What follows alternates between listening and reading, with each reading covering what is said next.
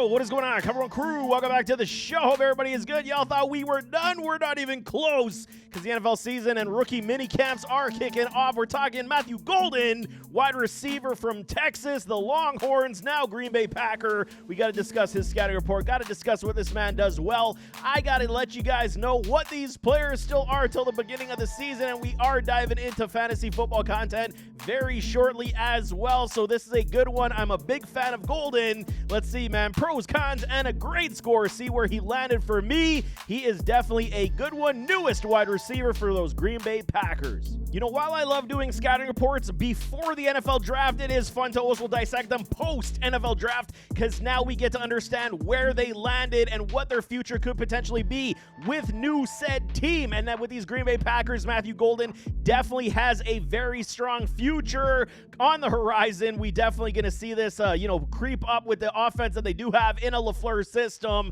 But let's talk about that team that drafted him, those Green Bay Packers. And a lot of people did have a Golden as their top wide receiver coming out of this draft, process. I wouldn't necessarily go that far. I am smitten on his game. I think that he is very good, very quality, and there is a heaping of potential. He was selected round 1, pick 23 by those Green Bay Packers. Cheeseheads. I mean, you got yourself, first time, what did they say, a wide receiver drafted in the first round in X amount of years. I can't remember how many years it was. A long time, so they don't necessarily invest in this. Aaron Rodgers probably turn it over, being like, why wouldn't you guys draft some first-round quality wide receiver talent? You go give it to Jordan Love.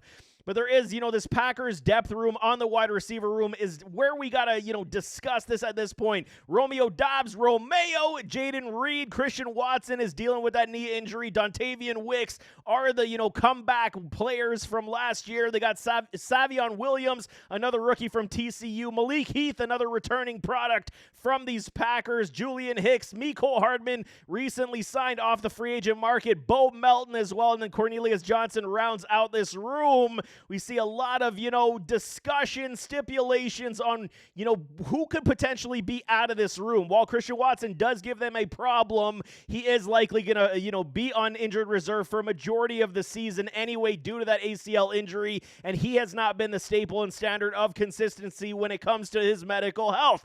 This is the problem. So they go and get themselves a guy like Matthew Golden who has the wheels, just like a Christian Watson, who could potentially take over that role from day one. Jaden Reed definitely is one of these guys we know as well. Big-time game changer, game player. And, I mean, with somebody like Golden pulling coverage from his side, they could open up the playbook that much more as Reed fell off as the season did wear on last year. Very peculiar in how they were not scheming him up, where Romeo Doubs, he did have an issue, complaining about his usage. I believe he was even suspended by the team for one game because of the complaints, if I'm not mistaken. I do remember that from last year. But, I mean, Romeo Doubs, he might be the one that's on the trade block. Maybe a Dontavian Wicks is on the trade block. Dontavian took so much hype last year thinking he was going to take the leap up, and he did not because dropping problems continue to foil this man's game, where they got a Williams, another rookie from TCU. This kid's all right, but he is that more gadget player. He's got a dropping problem as well, even though he is very physical, very,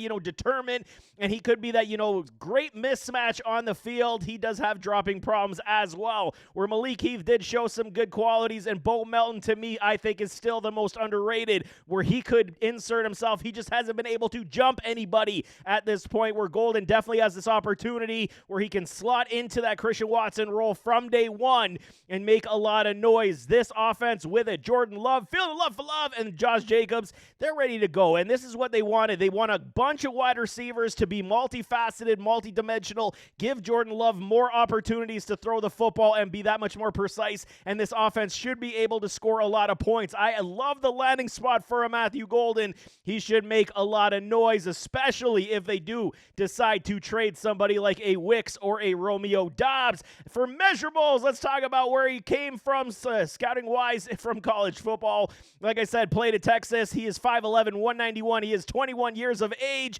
played in 36 contests, only 134 receptions for under 2,000 yards, 1975, a good 14.7 on the average, and a nice 22 TDs. This man did score some good touchdowns in his time in college football, so he is a Texas transfer, by the way. So, I mean, it is understandable where he came from to where he is today, and definitely warranting why he did rise up a lot of boards. Let's talk some pros.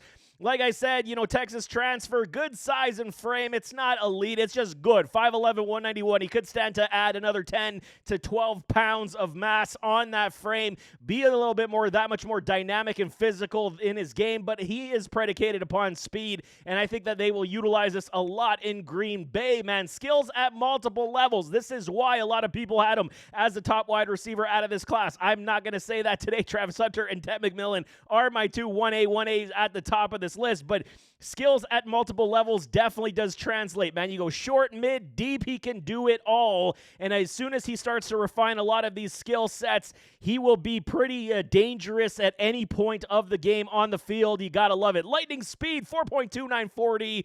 The test speed, absolutely, unbelievable. For sub 4.3, that's when you're talking about crazy speed in the NFL. Hopefully it does translate on the field. I do got some, questions about that in the cons. We'll touch that later, but good off-the-line footwork. He does pull away from these defensive backs. Both when he is in the open field, he can run past everybody with that speed, and off the line, he is making people miss. This is exactly what you're looking for. You want to see these skills, the release footwork, the release packages, and then in the open field, can you get separation? He does off-the-line footwork good. Is it great at this point? No, but it's good enough to put in as a pro, and it could continue to improve. Body adjustments, he does this with ease, man. He does have athletic ability, whether he's contorting left, contorting right. You see this man with the body adjustments, going up for the football, over the shoulder grabs, always, sideline toe drag swag. He does this very well.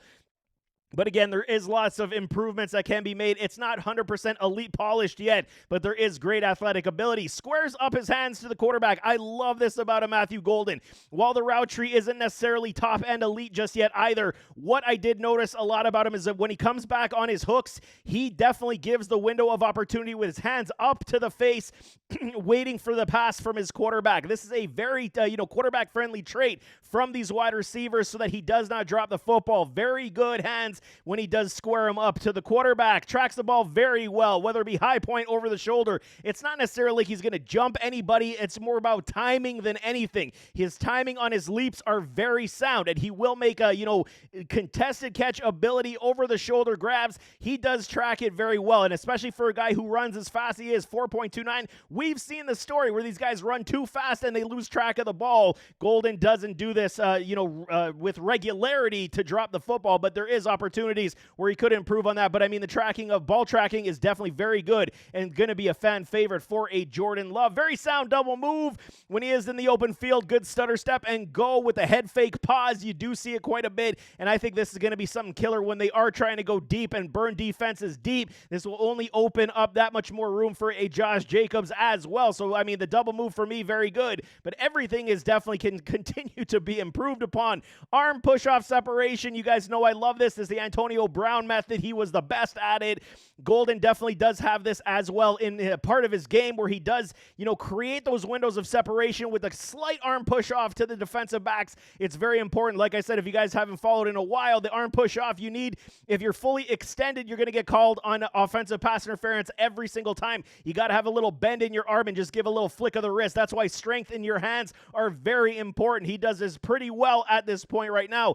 Route tree is improving. I'm not going to sit here and tell you it's great. I'm not going to tell you it's good. It's improving. So I want to put it here as a pro because there is an active, need and want for him to continue to improve the route tree, and I think he's going to continue in that regard. Hook, slants, yak, very strong. You give this man the football, he's going to try to make a play in the open field. I will touch some of that in the cons as well because I did notice a few things I did not like, but hook, slants, and the yak, I mean, I think once he gets his game down, this will be extremely strong for him. He does come back to that quarterback very well, like I said, giving the opportunity, squaring up the hands on those hooks. I do like that about his game, but for some cons, even a speedy lightning bolt like Matthew Golden does have some cons. Never had a 1,000-yard season, and his final season with Texas did kind of start a little late when it came to how much target share he was getting, and I think that's kind of where I'm going when we talk about he's got some raw tendencies. Being the late bloomer, inexperience overall. He did play in 36 contests, but it was not necessarily plethora of targets and peppered with targets to give him that exposure in his game. And I think that's kind of where I'm going with the late bloomer inexperience, methodology in this sense. But I think that there is opportunity where he is going to continue to grow and build his craft. So there are some tendencies that you do see. He's just got to refine all these things at this point. Tape speed doesn't always match on-field speed. So that is my biggest problem right now, where you do see him running down the field and you're like, you're not a 4.29 guy. That's why everyone's shocked he tested at 4.29 and jumped his stock into the first round. You see it how many times? I don't even want to say it's lackadaisical running down the field. I think it's more just understanding when to gear up, when to gear down, where he's always gearing down at certain routes, and you don't like that at all. Utilize your speed properly. This will enhance your separation. This will enhance your route tree as well. Understand how to manipulate your speed tendencies will be that much better. So it doesn't always match the 4.29, but when he is running sharp right down the field or with the ball in his hands trying to take a yak for a touchdown, you do see the 4.29 wheels. Route refinement definitely is welcomed and needed. Not a huge knock, but it's, he's good right now. Is he great? No. And there is lots of improvements, and that goes with also, saying he doesn't always have the clean breaks. There are some tells in his game where the head fakes are not there. He rounds off his routes a little bit, and you do want to see cleaner breaks, sharper plants, and then utilize your speed like I'm saying. This man could be an absolute terror on the field for defensive backs if he understands his route breaks to be that much sharper and cleaner and utilize your gear up, gear down speed. He could be a menace on the field. Doesn't always have clean breaks at this point. He can get bullied with some press. Didn't necessarily see a whole heck of a lot of it, but you can get bullied. So like I said, 10 to 12 pounds. I mean, there will be opportunities where he will, add more weight with a meal plan in the weight room to get those numbers up in the weight package for sure. He's got some drops to his game, not necessarily overly concerning concentration drops, but I do, peg it with Quinn Ewers. There were a lot of poorly thrown balls in his direction. This should definitely increase with a Jordan Love, where the passes are more pinpoint and it's in his breadbasket. I don't foresee him having a big problem with drops. It's just something that you have seen from time to time where, he takes his eye off the ball, little bit of a, concentration issue. And I mean, the QB play definitely hindered the elite upside. I mean, Quinn Ewers, he was good. I mean, at times, and at times you're like, oh my God, this guy is amazing. And then other times you're like, holy, this guy is terrible. He's never going to be an NFL product. Like, that's kind of the yo-yo effect you did have at Texas with a Quinn Ewers. So Golden, based on what he did, he almost cracked 1,000 this past year. So there is a lot of things to like. But for grading purposes, like I said, I'm a big fan of a Matthew Golden. I think these Green Bay Packers got themselves a stud in the making. Lots of potential. Could absolutely demolish the, grade score I'm giving them. 77.4% for Matthew Golden on the tape film review, on the scouting report, and based on how I grade, it's not a bad score, but there are some refinements that he does need to do in his game. This is definitely, hedge betting on the sense that I think that he will, and if he did, give me another 2 years of refinement, this score could definitely go up into the 80s because of that. But I had to knock him down on some of the route tree, some of the dropping problems, and some of, the refinements of the cutting ability. Had to drop him down on the score just a little bit, but the potential is extremely high for a Matthew Golden, and I'm a huge fan of what this man could potentially be. So there you have it. That is Matthew Golden, Green Bay Packers, like I'm saying, high riser up the board in the NFL draft, and he should, at least make a name for himself relatively early, but again, lots of mouths to feed on this Packers offense, just like we saw with the Jaden Reed kind of tapering off last year. We'll see what his role is. We know LaFleur likes to utilize a lot of these wide receivers, like I said already, but I mean, this offense definitely is put together to make some kind of run in the NFL this year, but nevertheless, as always, don't forget to hit that like button, hit that subscribe button, jump in those comments, give me your thoughts, Packer fans. How you feeling about your guy Golden? He is a good one. I'm a big fan, and I'm hoping a lot is going to go in his direction, but we'll see you next time. I am out.